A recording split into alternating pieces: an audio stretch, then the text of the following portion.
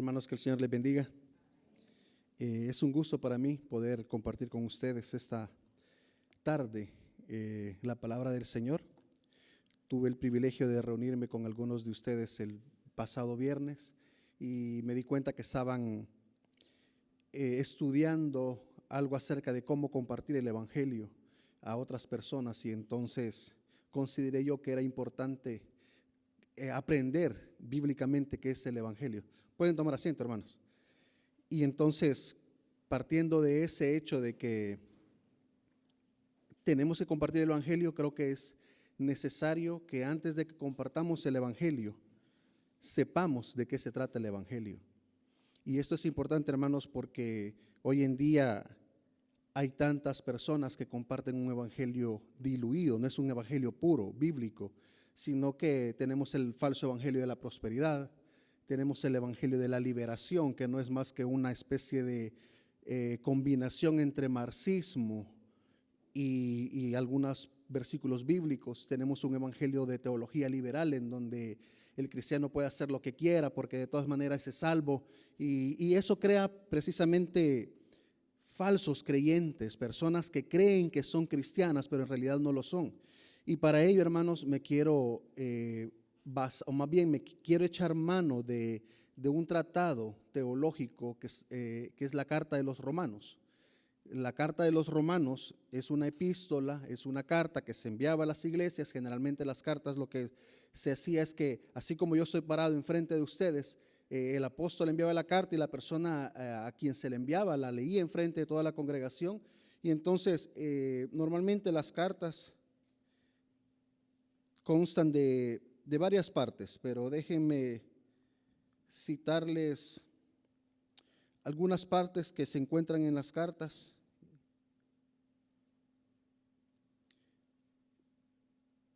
Bueno, ustedes saben, la Biblia tiene diferentes géneros. Tenemos poesía, como por ejemplo los Salmos, tenemos historia, como los Evangelios, que nos cuentan la historia de la vida de Cristo, y después el Nuevo Testamento tiene 27 libros, y de esos 27 libros, 21 son cartas. De esas 21 cartas, 13 fueron escritas por Pablo, es decir, más o menos el 62%, un poquito más de la mitad del Evangelio del Nuevo Testamento está escrito por Pablo. Y es que estas cartas son un medio de comunicación entre las personas. Yo recuerdo cuando mi hermana se vino para Estados Unidos, nos solíamos escribir cartas y era la manera en cómo nos comunicábamos. Tomaba un poquito de tiempo porque hoy estamos viviendo en un mundo tan moderno que basta usar WhatsApp o Messenger y en el momento nos estamos comunicando. Las cartas tomaban un poquito de tiempo en llegar, sin embargo, era la manera en cómo se comunicaban. Y las cartas pues constan de una introducción. En esta introducción podemos encontrar 4 elementos. Primero, el nombre o remitente, el nombre del escritor o el remitente. También encontramos el nombre de los receptores o del receptor, porque hay cartas que son muy personales, como la de Filemón, que era para una persona específicamente. Encontramos también una oración introductoria. Luego encontramos el contenido de la carta, que es el cuerpo de la carta completo.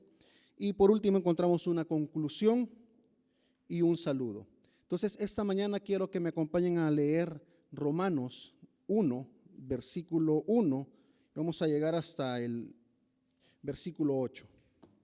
Así que les pido que en sus Biblias busquen la carta a los Romanos.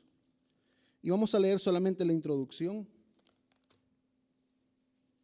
No pretendo, hermanos, hacer un estudio exhaustivo, un estudio profundo de la carta, porque eso nos tomaría un par de años en realidad hacerlo. Pero sí quisiera que veamos un vistazo de lo que la carta de los Romanos nos dice, y en especialmente cuál es el evangelio que se presenta en esta carta, cuál es el evangelio que se predica a los romanos. Si lo tienen, me confirman con un amén.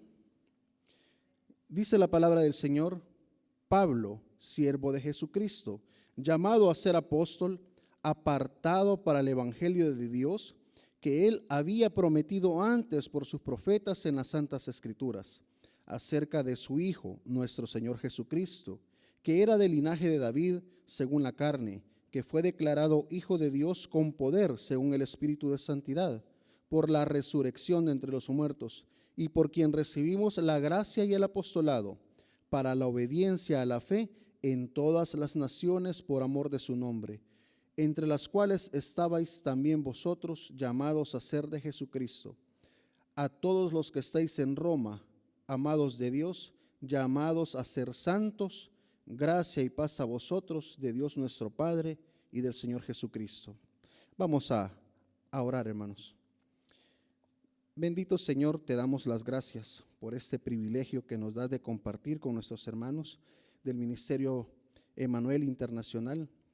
Gracias, Señor, por este privilegio de predicar tu palabra, reconociendo, mi Dios, que tu palabra es la única que nos puede transformar, que tu palabra es la única que nos puede edificar, por lo que yo te suplico, mi Dios, que anules cualquier idea propia, Señor, que no hable mi boca algo que sea personal, sino que tu palabra sea expuesta, porque estoy consciente que solamente ella puede edificarnos, solamente ella puede exhortarnos y solamente ella puede consolarnos, Señor bendito. Te doy las gracias, mi Dios, porque tu palabra es eterna, porque la tierra y el cielo van a pasar, pero tu palabra va a permanecer. Y en ella, Señor, está todo lo que necesitamos para nuestro crecimiento espiritual. Así que, Señor, pido que tu nombre sea exaltado al momento de exponerla, que la gloria no sea para mí en ningún momento, Señor, sino que sea toda, completa para ti, Señor, porque tú eres el único digno de ser exaltado. En el precioso nombre de Cristo Jesús. Amén y amén.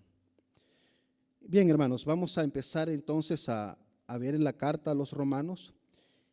Y vean, hermanos, en primer lugar que en el versículo 1 Pablo se presenta como siervo de Jesucristo y luego dice llamado a ser apóstol.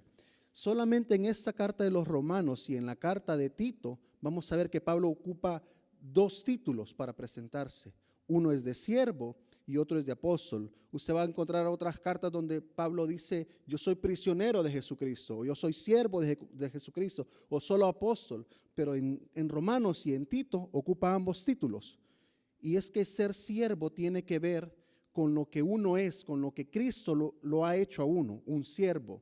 Y luego el apóstol tiene que ver con el llamado, con lo que uno está llamado a hacer. Entonces, antes de querer tener un título como apóstol o como líder, debemos de tener en mente que somos llamados a ser siervos. El siervo busca el bienestar de otros y no el suyo propio. Y Pablo está dejando en claro, yo soy siervo en primer lugar y luego he sido llamado a ser apóstol. Luego he sido llamado a predicar el evangelio, pero en primer lugar soy un siervo. Y noten, hermanos, como dice él, que ha sido un apóstol apartado para el evangelio de Dios.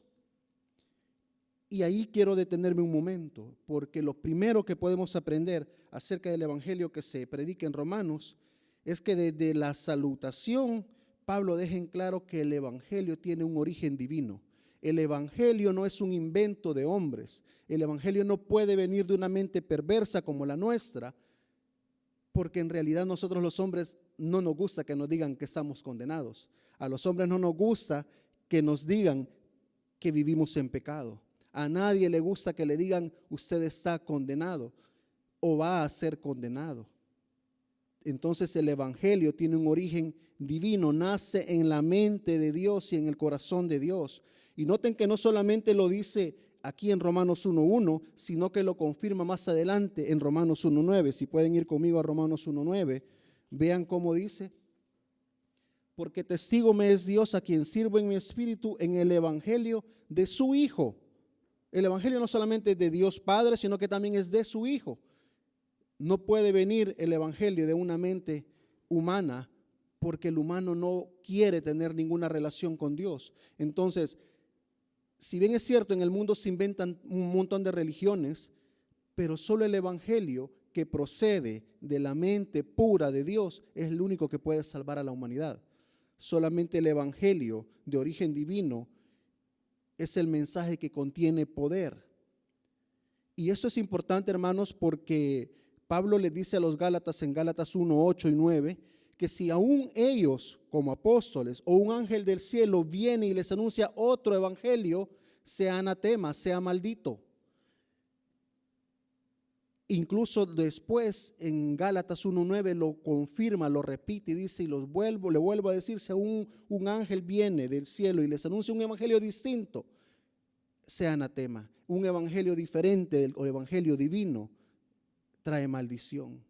Un evangelio diferente del que nace en el corazón y en la mente pura de Dios es un evangelio que crea maldición en los hombres. Y decía hace un momento de que el evangelio que es diluido no solamente nos afecta, sino que las iglesias están llenas de falsos creyentes, personas que creen que son salvas, pero en realidad no han nacido de nuevo, personas que creen que porque se han creado en una iglesia, porque vienen a la iglesia de pequeños, son cristianos, pero no es así. Personas que creen que Cristo vino a morir para hacerlos ricos, pero en realidad Cristo no vino para eso. Y avancemos, hermanos, un poquito. Y noten que en Romanos 1:16 dice de que el evangelio es poder de Dios. ¿Para qué? Para salvación, nada más para salvación. ¿Y de qué entonces necesitamos ser salvos? Eso es lo que cualquiera pudiese preguntarse. Y Pablo parece que se anticipa con una respuesta contundente a esa pregunta. ¿Salvar de qué, Pablo? Y si vemos en Romanos 1:18, nos vamos a dar cuenta de qué. Dice Romanos 1:18, porque la ira de Dios se revela desde el cielo contra toda impiedad e injusticia de los hombres que detienen con injusticia la verdad. Noten que está diciendo que los hombres somos impíos y somos injustos y por lo tanto somos merecedores de la ira de Dios. Un evangelio bíblico incluye confrontar al hombre con su realidad de que va a enfrentar la ira de Dios. No podemos obviar a las personas, no podemos obviar en el mensaje del evangelio, enseñarles a las personas que son merecedoras de la ira de Dios. Y si ven conmigo en Romanos 1:32, noten de qué somos dignos los seres humanos. Dice Romanos 1:32, quienes habiendo entendido el juicio de Dios, que los que practican tales cosas son dignos de muerte. Si de algo somos dignos nosotros los seres humanos es de la muerte. De eso sí somos dignos.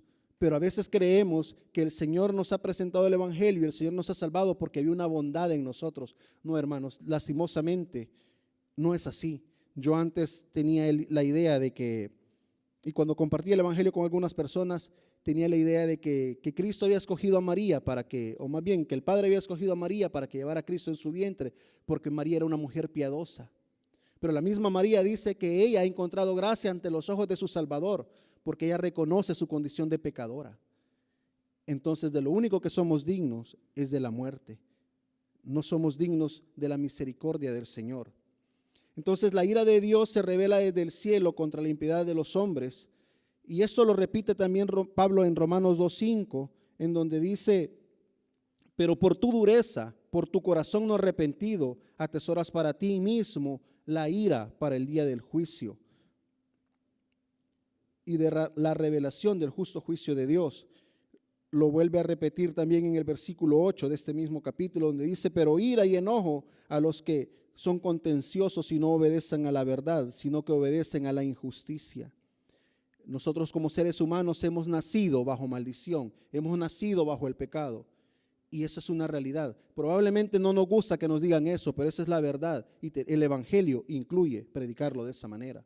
No podemos obviar y decir, voy a predicar las partes que me gustan y las que no las voy a quitar, porque como decía un predicador, por cierto, de aquí, de Texas, de una iglesia, bueno, es un predicador que no es cristiano, pero él tiene unos libros que, para que ustedes sepan quién es, dice, uno de sus libros se llama Tu mejor vida ahora. Entonces él decía que no podemos predicar el evangelio de esa manera porque la gente se nos va a ir, porque la gente se siente atemorizada, pero tampoco podemos obviar un evangelio solo para que la gente se sienta agradada, porque dice Pablo que si buscamos agradar a los hombres, entonces no somos siervos de Dios.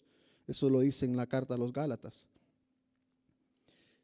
Entonces, la ira de Dios es contra aquellos que no glorificaron ni le dieron gracias a Dios, sino que se han envanecido en sus propios razonamientos.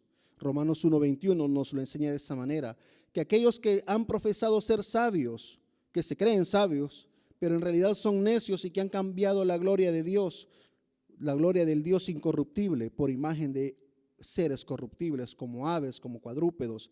Y si nos ponemos a pensar en nuestra realidad, hermanos, quizás nosotros no nos podamos llamar idólatras así puros porque no adoramos imágenes, pero pensemos bien y nosotros nos adoramos a nosotros mismos.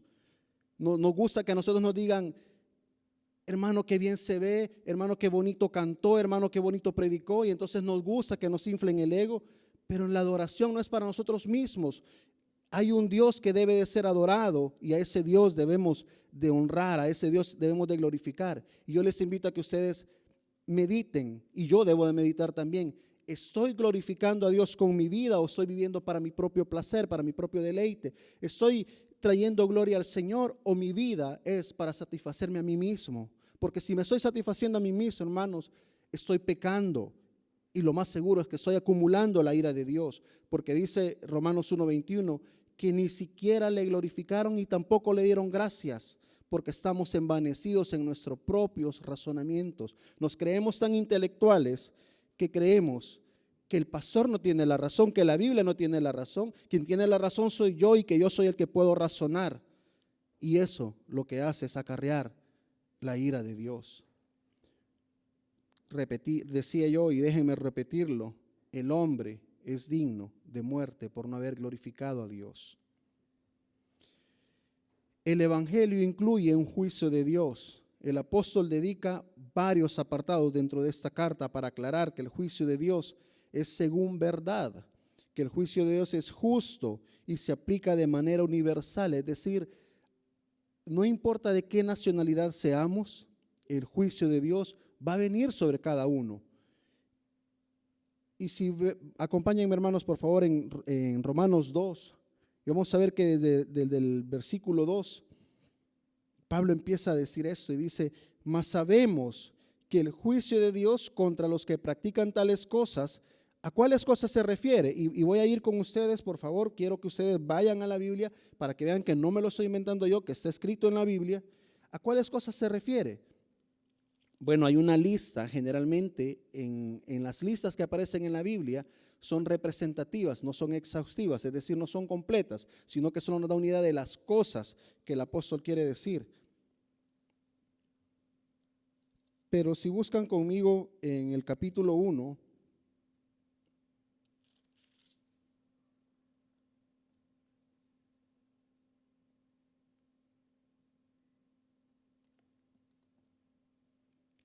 vean a partir del versículo 28 y dice: como ellos no aprobaron tener en cuenta a Dios, Dios los entregó a una mente reprobada para hacer cosas que no convienen, estando atestados, es decir, saturados, y aquí viene la lista, de toda injusticia, fornicación, perversidad, avaricia, maldad, llenos de envidia, homicidios, contiendas, engaños, malignidades, murmuradores, detractores, aborrecedores de Dios, injuriosos, soberbios, altivos, inventores de males, desobedientes a los padres, necios, desleales, sin afecto natural, implacables, sin misericordia, quienes habiendo entendido el juicio de Dios, que los que practican tales cosas son dignos de muerte.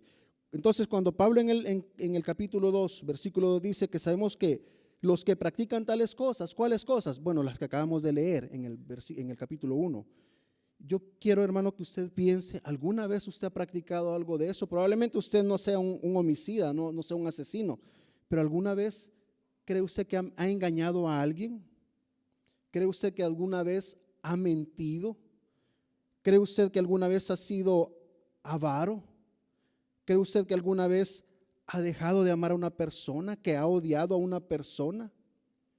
Es un clásico, y lo digo por experiencia propia, ¿verdad? Cuando uno es hijo y los papás los regañan, uno dice: ay, me cae mal este señor, y siente cierto odio hacia el papá.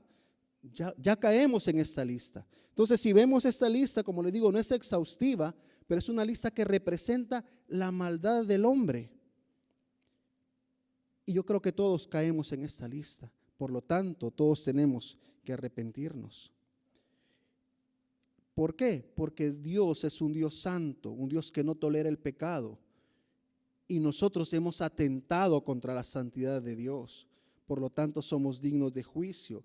El juicio de Dios es en contra del hombre, ya sea este gentil, es decir, que no sea judío, o sea judío. Y eso es bien común. A veces se suele creer de que porque alguien es israelita o es del pueblo de Israel, es judío, él automáticamente es salvo. No, también el judío necesita arrepentirse. Y ese es parte del argumento que Pablo les presenta a los romanos. Cualquier otra cultura, nacionalidad o etnia que tengamos, también somos dignos del juicio de Dios, porque no hay ningún hombre justo, y cuando digo hombre me refiero a ningún ser humano. La palabra es antropos y se refiere tanto a hombre como a mujer, es decir, la humanidad. No hay dentro de la humanidad un hombre justo, lo dice Romanos 3:9, sino que todos pecaron y han sido destituidos de la gloria de Dios, y lo dice en el versículo 16 del capítulo 2. Entonces, hay un problema que como hombres tenemos, y es que estamos destituidos de la gloria de Dios y somos merecedores de la ira de Dios. Pero como les dije en un inicio, el evangelio nace en la mente y en el corazón de Dios, y es Dios mismo quien trae la solución para nosotros. El hombre no tiene manera de escapar del juicio de Dios, porque no se pueden justificar por sus obras. Romanos 3:20 dice que el hombre no puede justificarse por las obras de la ley. Es decir, yo puedo hacer cosas buenas, pero eso no me justifica delante de Dios, porque yo sigo siendo pecador, sigo teniendo la condición de pecador. Entonces la justificación, es decir, el hecho de que Dios me declare justo y no me declare culpable, viene por medio de Cristo.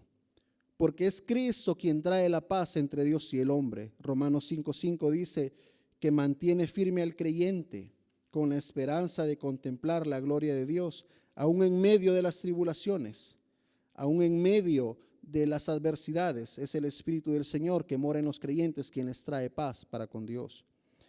Pero hermanos, a veces creemos que el evangelio también es solamente para aquellos que son inconversos, aquellos que están fuera de la iglesia.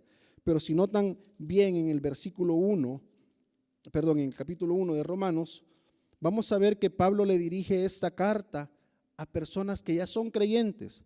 Vean, por favor, el capítulo 1, versículo 7 de Romanos, en donde dice: a los que estáis en Roma, amados de Dios, llamados a ser santos. Es decir, se lo está enviando a creyentes. Y note también en el capítulo 1, versículo 15, veamos desde el 13, que note cómo Pablo está diciendo: pero no quiero hermanos. O sea, le está escribiendo a personas que ya han aceptado el evangelio, y le dice que no quiere que ignoréis que muchas veces me he propuesto ir a vosotros.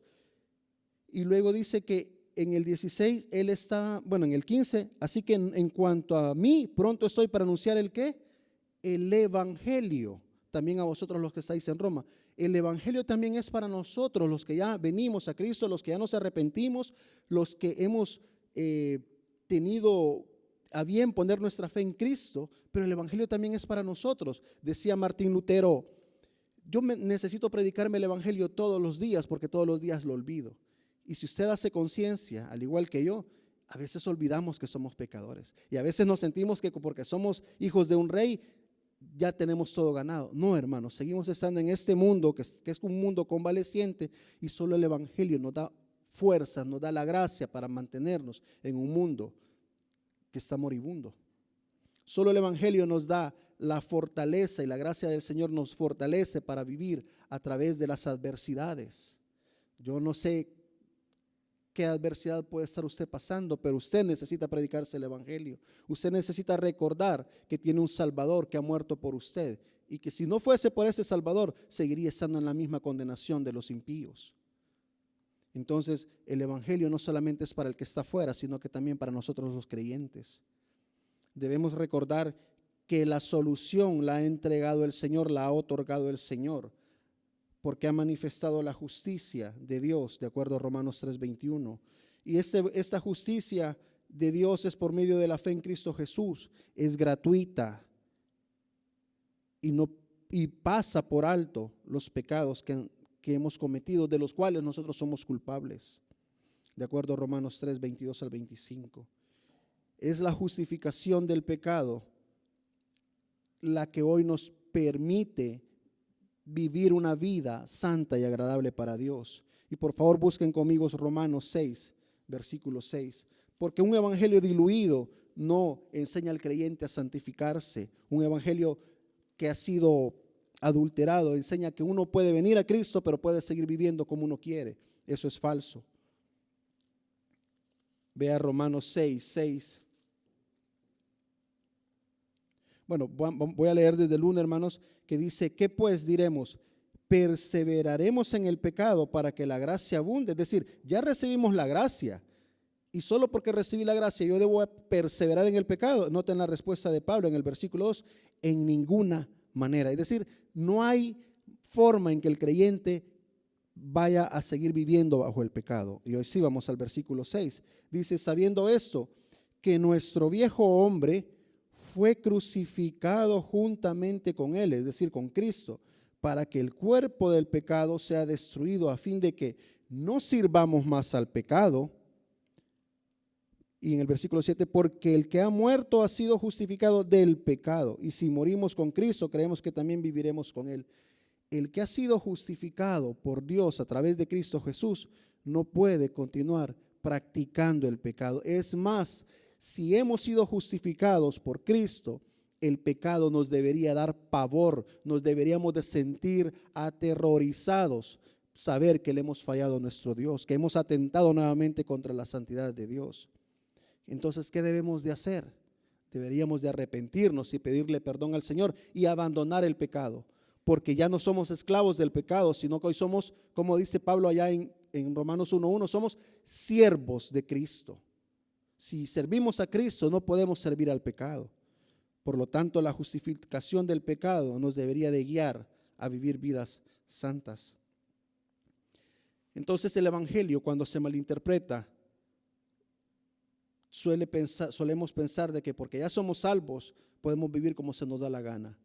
El hecho de no estar bajo la ley, sino bajo la gracia, hermanos, no significa que tenemos un permiso para dar rienda suelta a toda nuestra concupiscencia, es decir, a toda nuestra maldad interna. Aquí mismo en Romanos 6, versículo 12, enseña pues: no reine pues el pecado en vuestro cuerpo mortal, de modo que lo obedezcáis en sus concupiscencias. Luego en el versículo 15 dice: ¿qué pues? ¿Pecaremos porque no estamos bajo la ley, sino bajo la gracia? Noten nuevamente, dice: en ninguna manera. O sea, no hay forma en que podamos justificar que vivimos en el pecado. El pecado es muerte, pero el regalo de Dios es vida eterna. Romanos 6:23 dice: porque la paga del pecado es muerte, mas la dádiva, es decir, el regalo de Dios, es vida eterna en Cristo Jesús, Señor nuestro.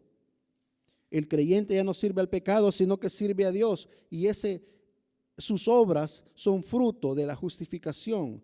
Esa es la santificación. Nosotros estamos llamados a vivir vidas santas, a vivir vidas que le agraden a Dios. Cristo condenó al pecado en la carne, y de esa forma el creyente hoy puede andar conforme al Espíritu, no conforme a la carne, de acuerdo a Romanos 8:5.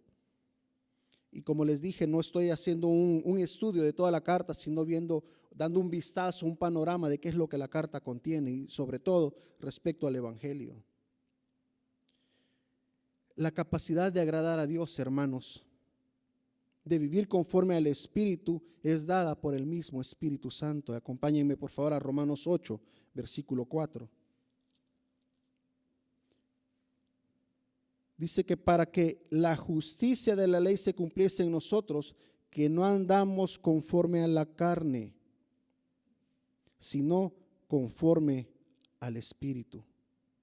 Ya no nos puede dominar nuestros propios deseos, ya no me puede dominar lo que yo quiero hacer, sino que debo dejar dominarme y hacer lo que el Espíritu quiere que yo haga.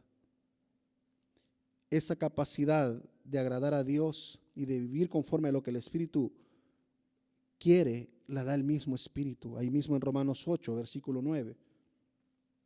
Mas vosotros no vivís según la carne, sino según el Espíritu, si es que el Espíritu de Dios mora en vosotros.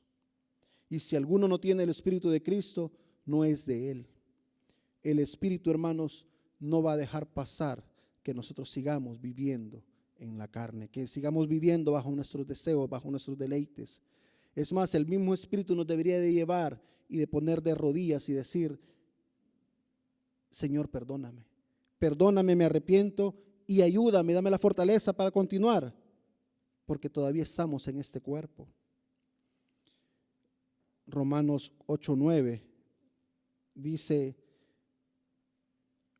bueno, lo acabamos de leer, leamos el 11. Dice: y si el Espíritu de aquel que levantó de los muertos a Jesús mora en vosotros, el que levantó de los muertos a Cristo Jesús vivificará también vuestros cuerpos mortales por su Espíritu que mora en vosotros.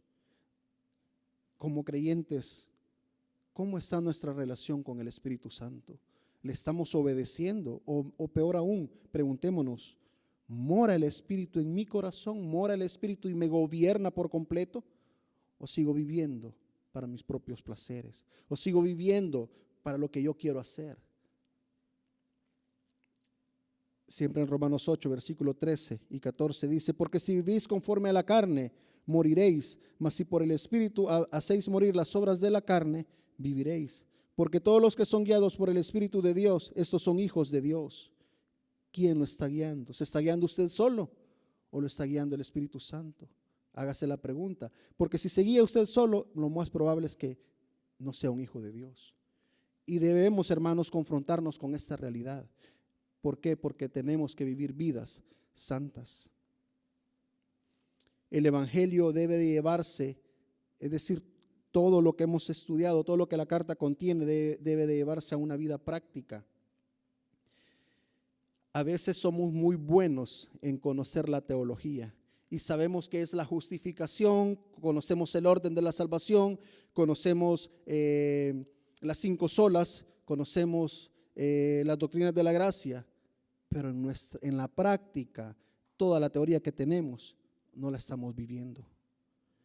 Y es por eso que Pablo, a partir del capítulo 12, Pablo desarrolla del 1 al 11 un tratado teológico. Para algunos teólogos dicen que es un tratado teológico, pero a partir del capítulo 12 hasta el 15-13 es una forma en que la teología que acaba de explicar en los capítulos anteriores debe de vivirse.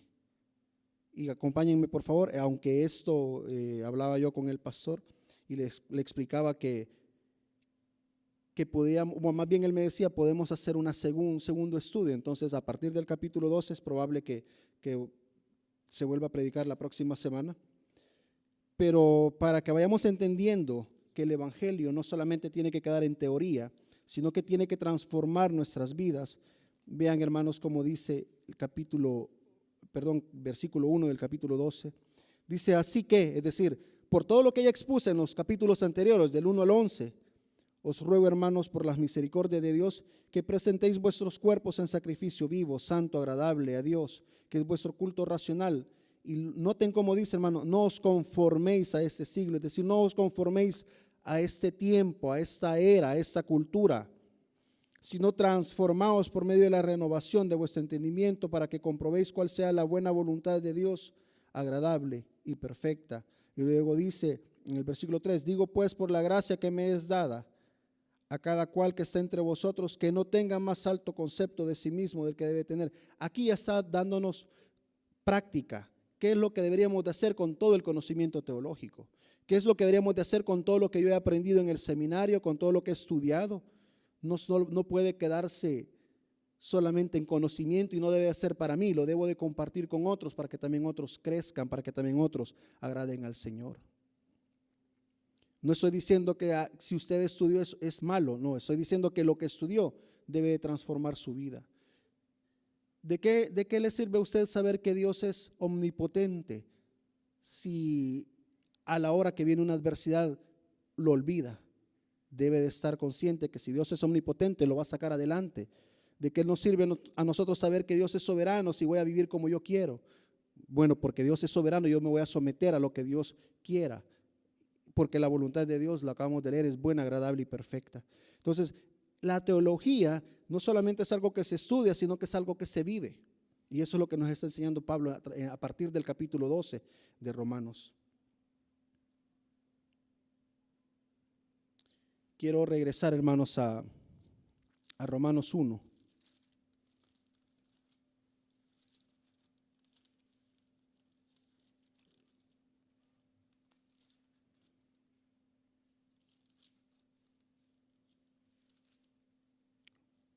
Porque no quiero, hermanos, que perdamos de vista la intención que tiene Pablo de escribir esta carta.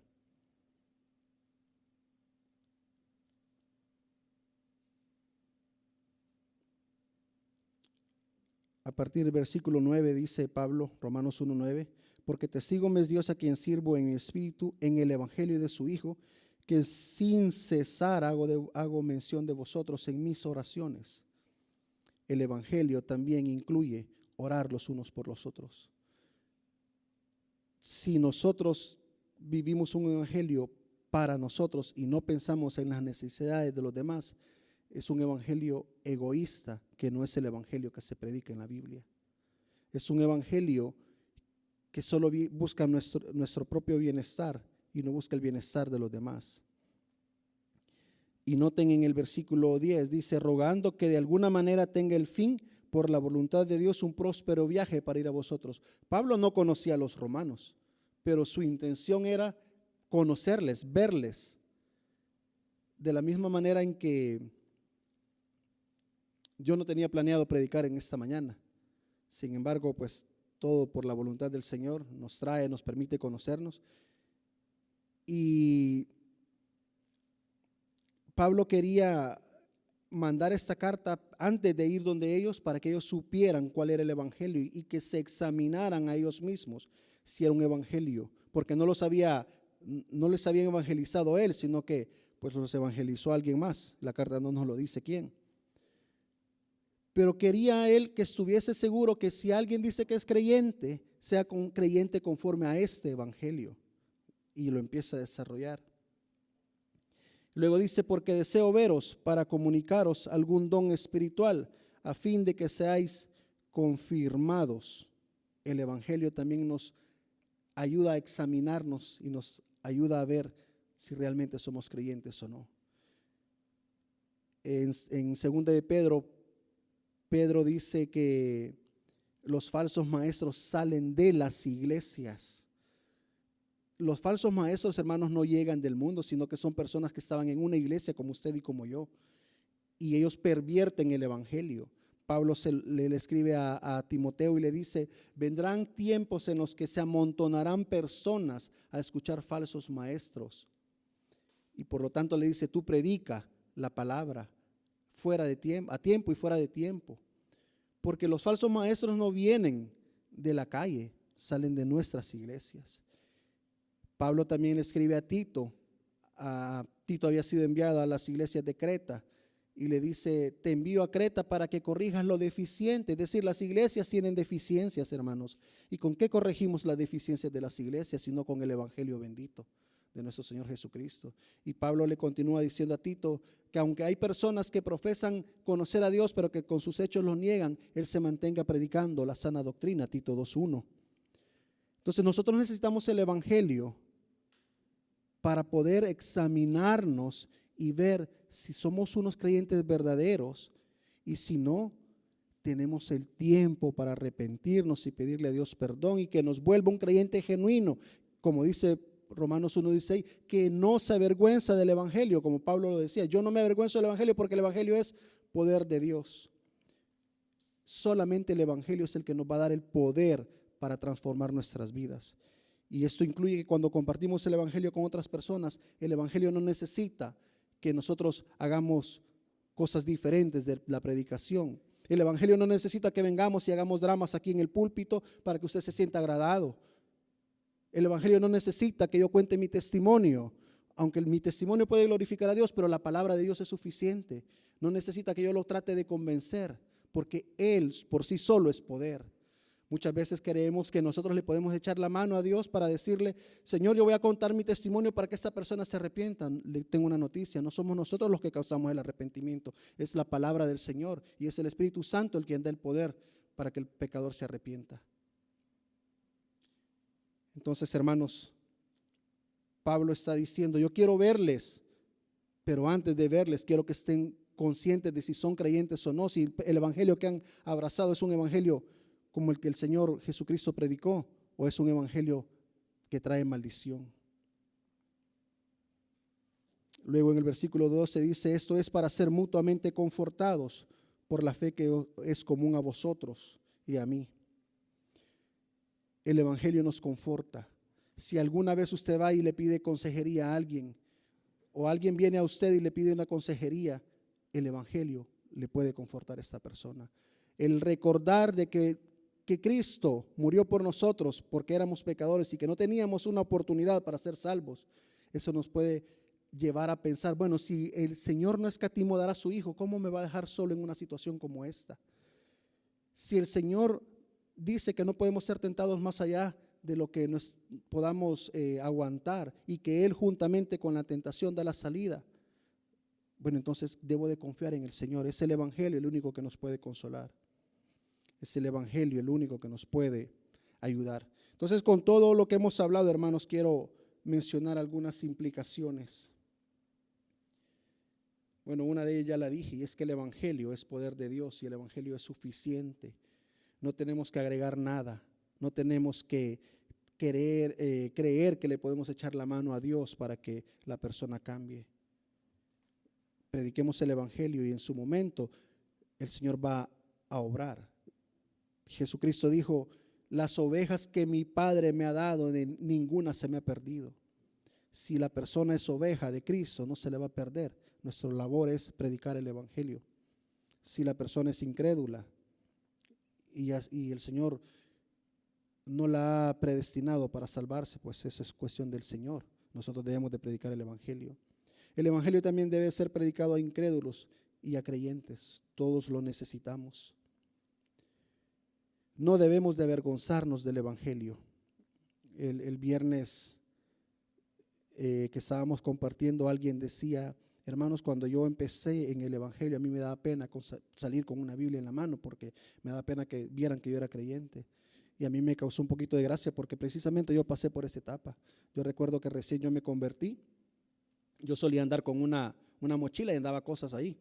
Pero ese día me tocaba ir a la iglesia y yo dije: bueno, voy a ir a la iglesia, pero mis vecinos, ¿qué van a pensar de mí cuando me vean salir con una Biblia en la mano? Entonces, como solía andar mochila, no metí la Biblia en la mochila, y para que no se me viera tan vacía, metí un par de suéteres, ¿verdad? Y cuando alguien me dijera que baja, ahí llevo el suéter. Sí se entiende suéter, ¿verdad? Perdonen a veces que se me olvida que hay de diferentes nacionalidades. Entonces, ¿por qué? Porque pasamos esa etapa en que nos da pena, porque nos han conocido la maldad y nos da pena que nos digan que somos creyentes. No nos debe de dar vergüenza el evangelio, porque el Señor no tuvo vergüenza de morir en la cruz por nosotros. Y hermanos, por último, solo a través de comunicar el evangelio se otorga la justicia de Dios. Si la persona, como dice, lo leímos ahí en Romanos 1, si la persona es condenada, es por su duro corazón y por su falta de arrepentimiento. Yo quiero invitarles, hermanos, a que ustedes mediten, y yo debo de hacerlo también. ¿Cuál evangelio he creído? ¿He creído un evangelio que no es bíblico? O peor aún, piense: ¿he creído en el evangelio? ¿Me he arrepentido? ¿He reconocido que soy pecador y que merezco la ira de Dios? Y por lo tanto, si Dios me condena, yo no tengo nada que alegarle a Dios, porque me merezco la muerte.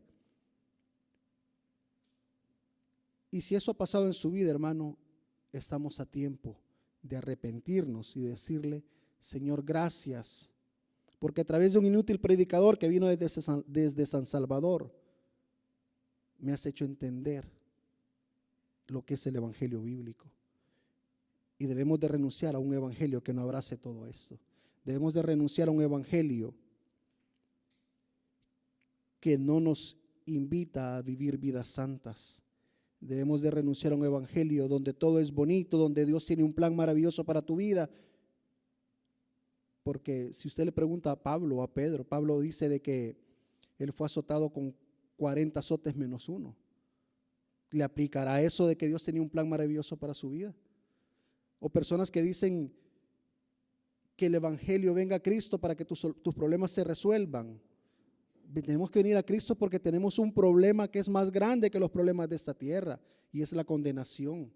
Tenemos que venir a Cristo porque tenemos un problema, y es que hemos sido destituidos de la gloria de Dios. El evangelio es el único que nos puede otorgar la justicia de Dios a través de Cristo, y el evangelio es el único que nos va a proporcionar el Espíritu Santo para que nos guíe y nos haga hacer la voluntad de Él. Debemos examinarnos si hemos nacido de nuevo por la palabra de Dios. Un versículo bien famoso que yo creo que todos conocemos es Juan 3:16. Ustedes lo saben de memoria seguramente, porque de tal manera amó Dios al mundo que ha dado su Hijo unigénito, para que todo aquel que en Él cree no se pierda, es decir, no perezca, no muera, mas tenga vida eterna. Pero 2 versículos más adelante, en Juan 3:18, dice de que el que ha creído en el unigénito Hijo de Dios va a vivir vida eterna, pero el que no, ya fue condenado. No dice que va a ser condenado, vive en condenación, y por lo tanto necesita el evangelio para arrepentirse. Ruego, hermanos, que el Señor tenga misericordia de cada uno de nosotros y nos lleve al arrepentimiento. No por lo que yo he predicado esta mañana, porque no es mi palabra, sino que es la palabra del Señor. Y como les decía hace un momento, para hacer una exégesis de cada versículo nos tomaría años, pero al menos ustedes ya pueden entender cuál es el evangelio que se predica en Romanos. No que solo en Romanos se predique el evangelio, sino que también en otras cartas, pero Romanos es quien lo detalla así más, o quien lo da más detallado más bien. Por lo tanto, hermanos, que el Señor en su misericordia nos ayude para que si ya nos hemos arrepentido y ya somos hijos de Dios, nos ayude para vivir conforme a la voluntad del Espíritu. Y si no, estamos a tiempo de arrepentirnos. Vamos a orar. Señor eterno, te doy las gracias por la oportunidad que me das de predicar en esta iglesia, siendo yo el primero que necesita arrepentirse, siendo yo el primero que necesita pedirte perdón por las faltas que he cometido, por la altivez de mi corazón, por el orgullo que a veces me domina, Señor, y porque ese orgullo a veces no me deja ver mi necesidad de ser justificado a través de la fe de Cristo.